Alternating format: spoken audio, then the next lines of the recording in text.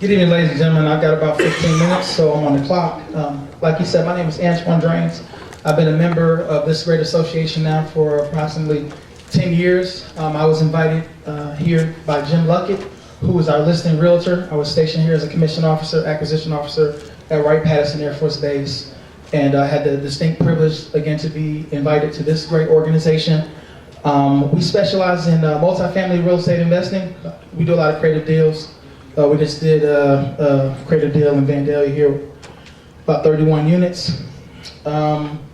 So there's a couple points I want to, kind of focus on tonight. Number one, one of the most critical things we did from going to when we joined the association to having 2 doors to today having a little under 200 doors. Number one, the critical thing that I encourage all new investors and our seasoned investors to come here to do, like you guys are doing tonight, come to training. It's critical. Every time I meet an investor, I'm talking about real estate, I always tell them, you guys need to come out to the rear, you guys need to engage, because the training is so critical to your success as a real estate investor. So I just implore you guys to continue to do this. It's a new year, so some of you guys are coming out that haven't been out in a while, but I encourage you just to keep coming and, engage in the things that are here for you. There's so many things that G2REA offers. They got wings, they got dinner and deals, they got the sing on Saturdays. There's so many ways that you can engage. They got 2 different meetings, as you know, during the month. So I encourage you guys just to come out, to come out and to engage. And then also the critical part of this thing is the networking piece. By us networking here in this organization, we're able to find a mentor to help to take our business to the next level, which indirectly my mentor he introduced me to one of our first investors in our business. He didn't know he was doing that. He probably wanted to invest the capital for himself. But we basically took those investors out and was showing them how we did our business, and they wanted to invest in our company. So that was pretty unique. So again, just the networking here is critical, right? And so we all got things that I categorize as mountains. We all have things that kind of will stifle us, on a year-to-year basis, day-to-day basis from accomplishing our goals, right? We set new goals for 2018. So I just want to encourage you tonight just to focus on whatever your goal is. Tonight we're talking about financial freedom, and Brad's going to do a great job. And I'll talk to you a little bit about him in a few minutes. But I'll just encourage you to envision your financial freedom, whatever that looks like. You might want an extra $300 a month. You might want an extra $10,000 a month. By flipping houses, you might want to make $5,000 a month. Through wholesaling deals, whatever your goal is, whatever your level of success is, you set that particular goal and then you focus on it, right? So you focus on it by honing your skills, networking with other folks that have, like vision, and so I encourage you to continue to do that. I'm trying to stay on script because I'm in 3 minutes in. I said a lot. I'm trying to stay on the course. But the point is, all of us have mountains in our lives, things that come to hinder us. So I encourage people to do one of 3 things. Either you can soar over your mountain like an eagle, you can climb your mountain, or you can move the mountain. Now I'm going to give you kind of a personal testimony of some of the obstacles I had in order to achieve success in life and to achieve success as a real estate investor, whatever success you categorize is. So some of the mountains I had growing up, I went through foster care, right? I was in a group home. I was a troubled adolescent. Let's say I got into trouble as a juvenile. I was in a gang. I finished the 9th grade, which means I got kicked out of the 9th grade, but was able to transition from New York City. That was kind of a hard night life, but transition from New York City down to a little small town called Goldsboro, North Carolina. Anybody knows that that's at Seymour Johnson Air Force Base. But it was there, my great-grandmother who raised me as a little boy before I went to New York with my mom. She told me a couple things. I was 17 years old. I had a son at 16. I was a 9th grade dropout. She said, look, you need to do 3 things. Number 1, you need to get a job, because I never had a legal job. I was always entrepreneurial in the city of New York. I never had a legal job, right? So she said, you need to get a job, you need an education, and you need to go back to church. Because I tell people, my grandmother, she drugged me to church like every day. Okay, so she told me those 3 things I needed to do. She actually said 4, which is to marry my son's mother, which I didn't do that. So let's omit that from this taping, please. But anyway, so again, I was 17 and I was all jacked up. And so those were some things that were my mountains. Was able to, at 18 years old, give my life to Christ, and that totally revolutionized my perspective and everything that's happened in my life thereafter. So at 17, again, I gave you the mountains that I had in my life. So I was able to get me a little bicycle, ride my bicycle, and go to school, get my GED. For my GED, I joined the Army, went to the Army National Guard. Came out of the Army in August. I started at a community college, graduated from Wayne Community College. 2 years later, I transferred, joined ROTC, graduated from East Carolina University with Commissioned Air Force, went down to Robins Air Force Base, got stationed down there, finished my master's degree, met my beautiful wife, who's not here tonight, but my brother's taping for me, so she's gonna be watching this. Give her a shout out, y'all. But anyway, so I was able to do that, get here. This is where I'm going with this story. This is why this is relevant. I was able to come here. You know, now when I left, well, when I got to Wright-Patterson Air Force Base, I was making probably $75,000 a year as a captain here at Wright-Patterson Air Force Base. When I got stationed here, and was introduced to the REIT, right? So I went from 2 units, and I understood I had a passion for this. And so you fast forward, I came here in 07. In 2013, I was downsized from my 6-figure income job at the time, which was stabilizing my family and allowing me to, you know, live a pretty good life, right?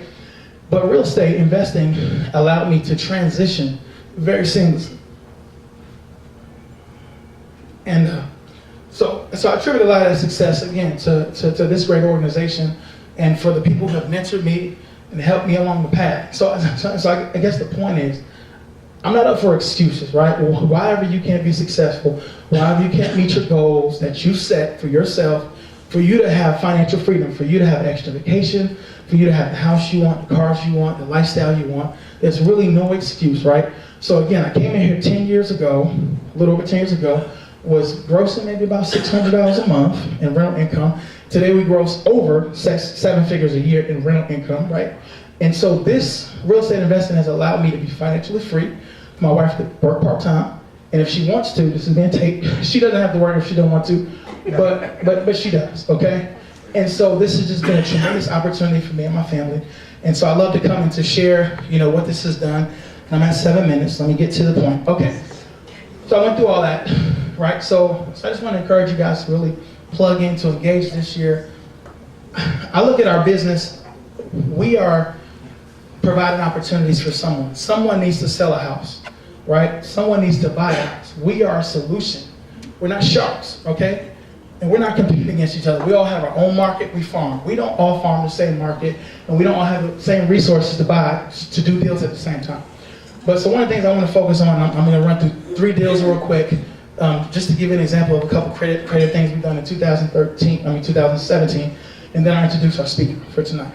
Okay.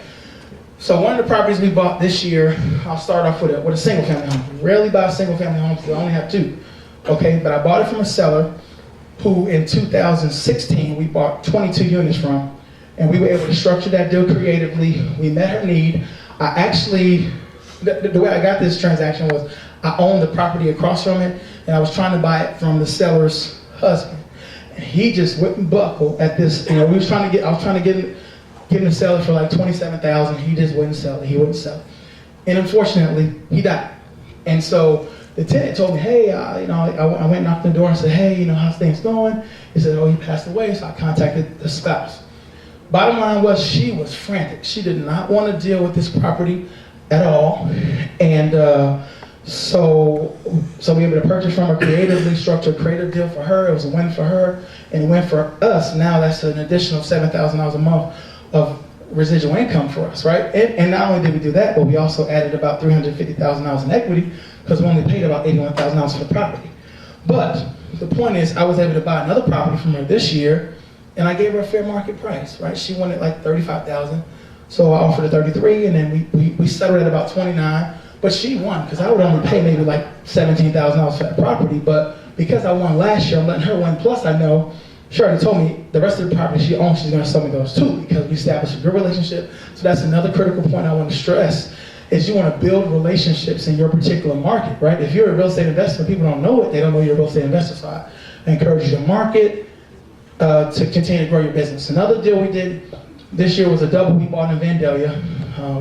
This is a creative deal we did, okay? Some of y'all might not think this is a good deal, but I'm going to tell you anyway. So we bought a duplex for about, the market price is probably like about $116, right? We paid $110, right? So that's not the best deal on price. However, we were able to put $20,000 down, so we owed them $90,000, and we were able to split it over 24 months, equal payments, no interest, right? So it was a win for me because I didn't have to pay interest. And my goal in our talk tonight is financial freedom. So I want to have that property free and clear in 24 months. So it'll be free and clear in 24 months. It's the right market for us. And the last one I'll talk about, how much time I got? 4. Okay. And the last one I'll talk about is we bought 31 units in Vandalia this year. We closed on it in November.